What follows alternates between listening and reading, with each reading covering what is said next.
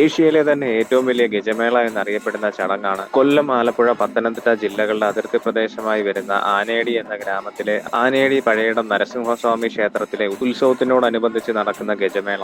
ആനേടി ഗജമേളയ്ക്ക് ശേഷം ഏറ്റവും കൂടുതൽ ആനകൾ പങ്കെടുക്കുന്ന ചടങ്ങാണ് തൃശൂർ പൂരം. മകരക്കൊയ്ത്ത് കഴിഞ്ഞു കിടക്കുന്ന വയലിലേക്ക് നെറ്റിപ്പട്ടവും വെഞ്ചാമരവും മുത്തുക്കുടയും ചാർത്തി ഗജവീരന്മാർ അണിനിരക്കുന്ന ഒരു ചടങ്ങാണിത്. 60ഓളം ഗജവീരന്മാർ അണിനിരന്ന ഈ ചടങ്ങ് ശരിക്കും പ്രൗഢഗംഭീരമായിരുന്നു. 100-ൽ പരം ആനകളുടെ അകമ്പടിയോടുകൂടി ഗജമേള നടത്തിയാൽ ക്ഷേത്രത്തിന് നഷ്ടമായി പോയ സ്വർണ്ണക്കൊടിമരം തിരിച്ചു കിട്ടും എന്നാണ് ദേവപ്രശ്നത്തിൽ തെളിഞ്ഞത്. എന്നാൽ ഇതുവരെ 100 ഗജവീരന്മാരെ ഒരുമിച്ച് കൊണ്ടുവരാൻ സാധിച്ചില്ല എന്നാണ് അറിയാൻ സാധിച്ചത്. 98 ഗജവീരന്മാരെയാണ് ഇതുവരെ ഉൾക്കൊള്ളിച്ചതിൽ വെച്ച് ഏറ്റവും വലിയ സംഖ്യ എന്നും അറിയാൻ സാധിച്ചു. മകരത്തിലെ അത്തം മുതൽ തിരുവോണം വരെയുള്ള 10 ദിവസങ്ങളിലായാണ് ഇവിടെ ഉത്സവം നടക്കുന്നത്. തിരുവോണ ദിവസത്തിലെ ആറാട്ടിനോടൊപ്പം തന്നെയാണ് ഗജമേളയും നടക്കുന്നത്. പരമ്പരാഗത വാദ്യോപകരണങ്ങളുടെ അകമ്പടിയോടുകൂടിയ ചടങ്ങുകൾ കാണാൻ അക്ഷരാർത്ഥത്തിൽ ജനസാഗരം തന്നെയായിരുന്നു ക്ഷേത്ര പരിസരം. ഗജമേളയ്ക്കൊപ്പം തന്നെ കെട്ടുകാഴ്ചകളും ക്ഷേത്ര പരിസരത്തായി ഉണ്ടായിരുന്നു.